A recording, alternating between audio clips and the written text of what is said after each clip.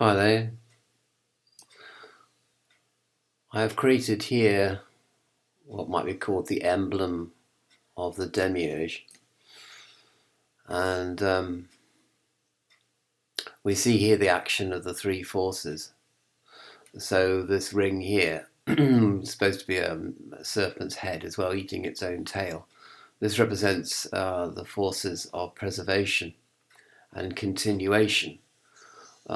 So following the second law of thermodynamics, that nothing is created or destroyed, merely changes its form. That is energy, changes its form. And that's the first sort of continuation and preservation. And that almost defines the limits of the universe as we currently know it, and defines the parameters in which the demiurge actually works. And this sort of horn-like thing is supposed to represent the horn of plenty, or the cornucopia. And through the cornucopia, of course, all blessings come, and all creativity and creation and birth and evolution and species adaptation and a species exploiting its environment and all the sort of all the fertility kind of aspects of all the gods and goddesses and all the myths, and the idea of the creator God giving us bounty and saying our grace at every meal, saying we remember that God has provided us and we thank God for this. But underneath this silken glove of cornucopia and plenty, of course, is the scythe, which is the iron fist of death that lies underneath, and forces of destruction and decomposition and decay and entropy and all the things that are really define our existence, our temporary existence in this world. And so these are the three forces which define the realm of the demiurge, and indeed the demiurge itself. And then finally we have here the inverted pentagram, which really symbolizes unbalanced force, and the fact that everything is by fiat, force majeure, the idea of catastrophe, redefining parameters, and stimulating evolution, and the adversarial spirit, which is the algorithm basic to all living things and to all structures in the universe. So we have here the kind of the three basic elements of the demiurge, plus the adversarial, unbalanced characteristic of the demiurge. But then we have the fact that all this is illusory. And you may say immediately then, we are in a contradictory situation here, because you can't deny the cornucopia, you can't deny the forces of creativity, and also the pro-social forces of kindness, compassion, love, attraction, energy coming towards a point of energy, being attracted to another point of energy. You can't deny all these things exist either. And yet, you see, the thing is that I I would counter this argument by saying yes, indeed, that love, kindness, compassion, altruism, and attraction and empathy, all under the banner of love, I suppose. These represents the sparks of heaven within earth.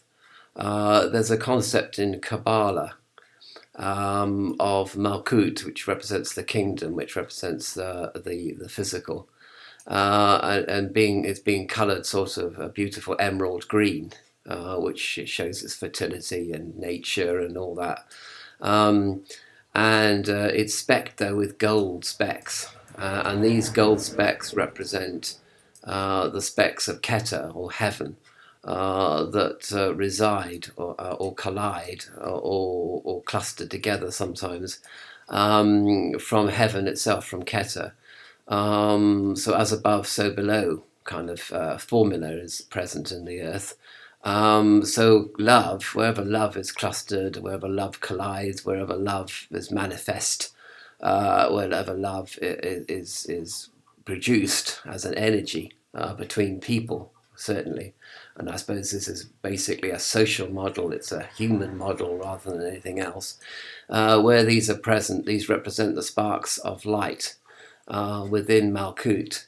And this, of course, the sparks of light also reflect the sparks of light, which are the souls that are imprisoned in matter, according to the Gnostic, classical Gnostic doctrine. So that these are the real, the soul is real, and love is real. And love is real in the midst of illusory, in the midst of illusory reality, as represented by this emblem of the demiurge. So basically, to cultivate love in all its forms is to cultivate the qualities of heaven and the qualities of soul, and to create a connection between soul and heaven. So practical energy must contradictorily arise from love. What I mean by that is that you go and help your neighbor, and Jesus has already defined who your neighbor is according to the parable of the Good Samaritan. So you help your neighbor practically, and by doing that, you increase or cluster together the sparks of light that already exist, and you create thereby a connection between soul and spirit and heaven, between earth and heaven, even as earth is constituted presently according to the principles or characteristics of the demiurge, you see. So that's the idea. So it is a contradiction that practical energy arises from love, and you might think practical energy is something to be rejected outright because it's part of the illusory, dualistic characteristic quality, rather dualistic quality of the demiurge, and yet you have to manifest the sparks of light in practical ways. Even though ultimately the practicalities of life are illusory. So, and the reason why I bring all this up is because I recently listened to a sermon by Stefan Heuler of Ecclesiastica Gnostica, and he was giving a sermon on the coronavirus. And I noticed one of the things he's very good is that he didn't go on about the negativity of the situation. He didn't go on about conspiracy theories or social theories that are abounding everywhere. He didn't go on about who's to blame and who's not to blame, or whether this sort of thing happens. He did say that it gives you pause for thought about how can a loving God allow all this death and suffering to happen, and injustice to happen, and opportunism and all the rest of it to happen. And he did say that if you belong to a monotheistic system of a God being all good, then it must occur to you that in fact your paradigm is limited, and that in fact there are other principalities and other forces at work in this universe, which don't have your best interests in mind. Indeed, they don't have the interests of any species in mind. It's a mechanical Newtonian universe of dog eat dog and cause and effect, and an inevitability of death, I suppose. Death and taxes. So you have to pay the piper. You have to pay your taxes to the demiurge, and then you die, basically, and that's your sorry existence in this prison ship of the soul. Because he didn't go on about that either, because that does sound rather conspiratorial as well. What he did say was that, we should focus instead on the spiritual, on the transcendental, rather than on the present situation. But then, of course, he then implied that it's all very well if you're fighting for breath. It's difficult then to focus on the spiritual because of your suffering. So that brings us back to the fact that human beings try to relieve the suffering of other human beings, and indeed of other sentient beings for that matter. People into vegetarianism and animal rights and whatever. It shows that empathy runs very powerfully in a lot of human beings, which may have an evolutionary purpose, of course. So it serves the demiurge on one hand, but as I have suggested, it also serves the ultimate goal of soul, which is to reconnect to heaven. And reconnect to God, the true God of compassion, and the true God that lies beyond duality, for that matter.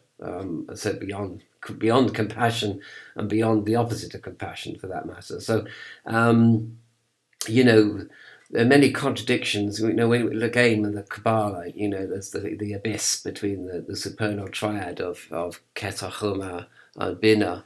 And then there's all the Sephira that go below the abyss, and below the abyss is dualism. Below the abyss, we see everything as contradiction, but above the abyss, everything is unity. And Crowley had this very strange formula called, contradiction is unity, which can be misinterpreted quite substantially, in fact. And it's one of those sort of Zen sayings that doesn't actually make much sense, really, on the intellectual level, but sort of has an emotive power, or magical power, I suppose, even. Anyway, be that as it may, it's really pretty kind of useless to try to see everything above the abyss when you're actually below the abyss. You actually have to be above the abyss in order to understand what is above the abyss. You can't. Again, the bend in the river. You can't say what's around the bend in the river until you actually are there. That's the point, you see. And that's true everywhere in the universe. I think that sort of truism. You have to go round the bend of the river in order to see what is around the bend. Okay, you can have people come and tell you what's around the bend. You can have messengers, if you like, and if you trust those messengers, then you may have faith in what may exist around the bend. But ultimately, you have to be there yourself. Be there or be square. So I mention all this because, again, I like the way Stefan Heuler, sermonizes. He doesn't, as I say, he doesn't go on about negativity. He doesn't go on about conspiracy. He doesn't go on about iniquity. He just quietly reinforces the idea that, that there must be two principalities or principles, that one is transcendental and the other is immanent. That is to say, immanent in the world that we perceive with our five senses, and that we perceive with our cognition, and that is principally dualistic, which is a sort of word which doesn't have much meaning unless you're actually saying that word, from a transcendental perspective. But it does exist. It does have meaning. It doesn't, mean much to us at the moment. But if we help our neighbour, and we cluster together the sparks of light within this prison of the soul, then we can create a greater connection between the soul and heaven, because otherwise Gnosticism does become a rather selfish path of spirituality, a bit like Buddhism's been criticised as being selfish as well, because you're only concentrating on your own liberation and not really helping other people.